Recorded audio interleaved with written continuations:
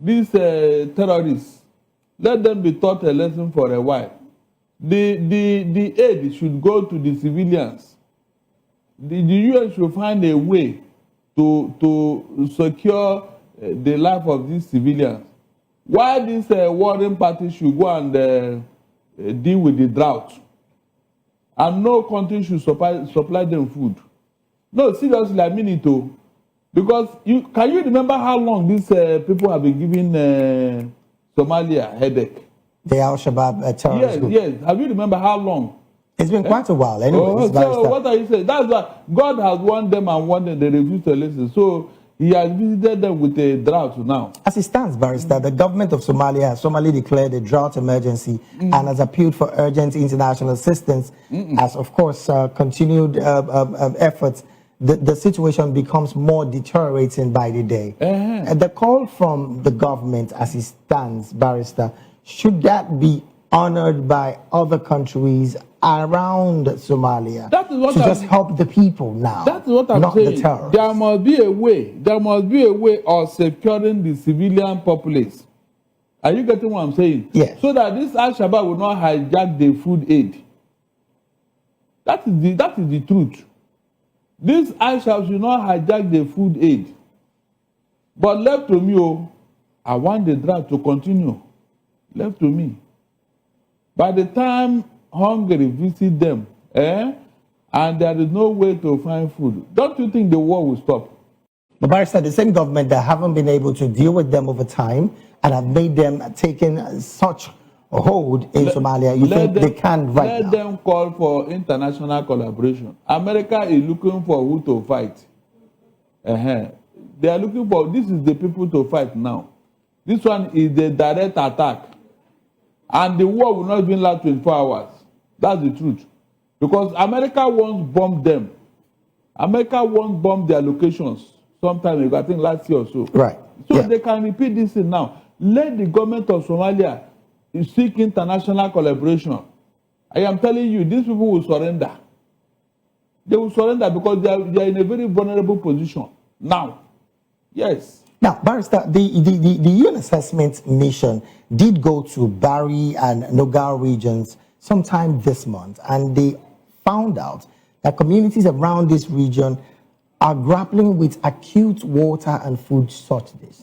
At this point, even the UN is asking for collaboration from communities and, of course, states around Somalia. Can these aids get to the citizens themselves without what we know when it comes to distribution in Africa is going to happen?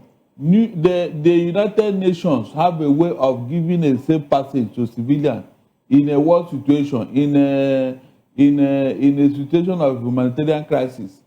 They always have a way of securing safe passage to people that need aid. So they should bring those methodology into place now in Somalia. But Barrister, in the event where this same methodology of getting aid to the real people who need this aid is being blocked by this Al-Shabaab group. In what way? That's what I'm telling. I said, what happened to the military forces? We've seen this happening in Sudan, Barrister, where humanitarian aid were being blocked by the RSF. I said, it is when the UN don't want to do anything. When they want to do anything, they must secure the civilian populace. And then why the Somalian government will not go and deal with this Al-Shabaab? That's the truth. Will they continue to fight even in hunger? It means that the government don't know what to do. They don't know what to do. I am telling you. There is a conversation. This is the time the government is supposed to now rout out these people, because they are not in a position to do anything now. When these foreign powers begin to give you whatever, and when they won that prize, how was the government feeling? What was the feeling of the government? Did the government welcome it? The answer is no. You are sponsoring their enemy, and you want them to be happy. Is it possible? Yeah, I just told you here that somebody is sponsoring somebody here. They won it internationally. Is it for nothing? No. There is a reason. There is a reason. They want to use them against the government. And that's why all these things are coming up now. What's the implication, Barrister, of the EU sponsoring the labor union in Tunisia? To put the government on their toes, to put pressure on the government to do what they want. That's the truth. Nothing else. Wow. All right, then. Let's move from that conversation to another one. And we're going straight to Uganda, where, as it stands, Barrister, Ugandan opposition is alleging detention of over 300 of their supporters because Bobby Wine, the opposition candidate in the January 2026 election, started his campaign just last week. 300 supporters are being detained. Barrister. That's Africa for you. David, that is your Africa. Tomorrow you say that the international community are sponsoring opposition. That is Africa for you. In fact, I'm even surprised that the whole country has not been put into prison. Just because you want to campaign against the ruling government. Who are you? Who are you to challenge Museveni? Shouldn't there be a freedom of campaigning, particularly in a democracy setting like we find in Uganda? I told you here that you are not in a democracy in Africa. Democracy is defined by the ruling government in Africa. David, democracy is defined by Paul Biya, Museveni, and that woman in Tanzania.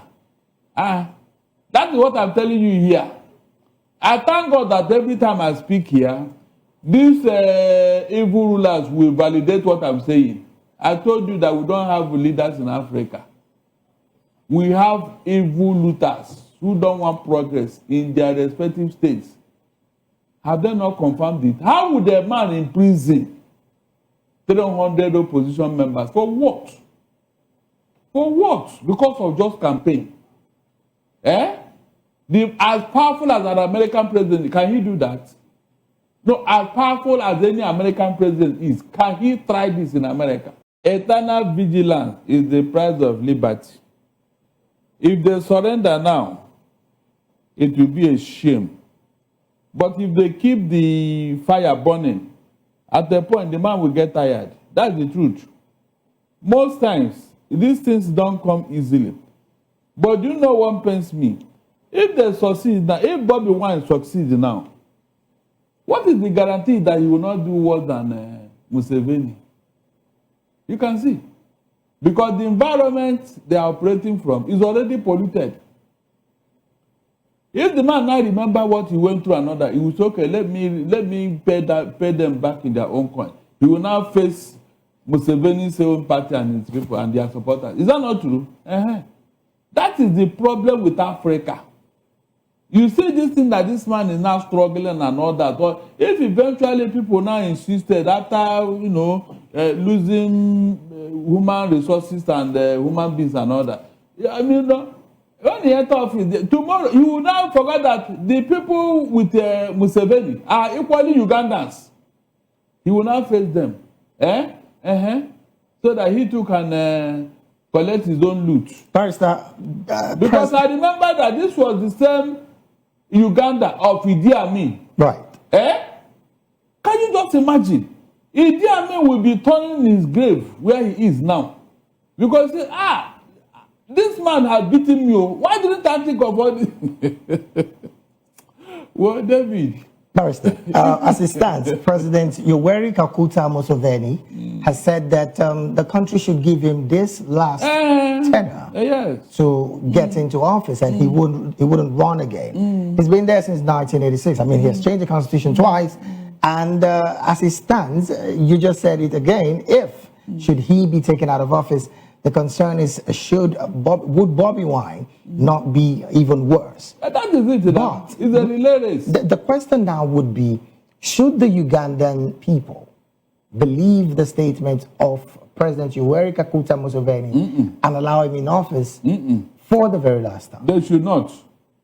They should not. Because why so? He will not give up.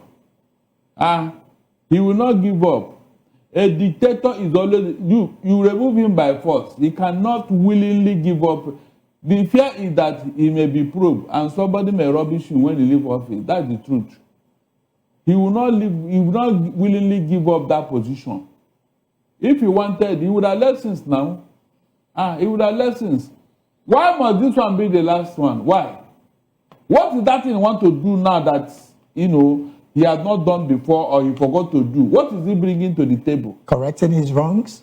In how many years? After how many years? My brother, that means you don't know these people. You don't know these people. Look, whenever they have entrenched themselves in such a position, they don't leave office except with force. Quote me. Mention any of them. Mention any of them that willingly, is either they die in office or they cause problem that may consume the country. Is it not dictators in Africa? I know how they behave. It's like the same father and the same mother gave birth to them somewhere.